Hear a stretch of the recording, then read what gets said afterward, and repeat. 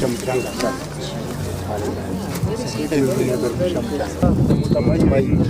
local language. Very good. So tunarudisha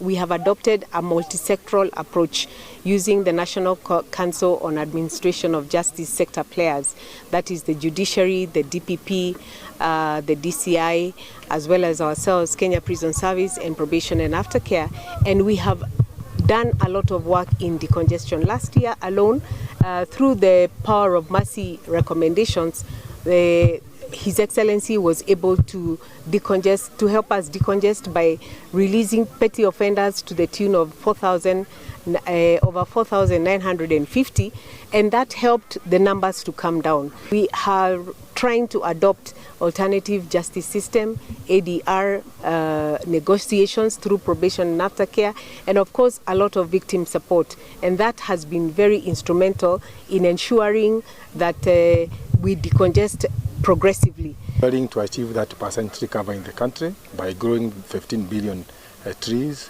by the year 2032, and the Correctional Service Department has not been left behind.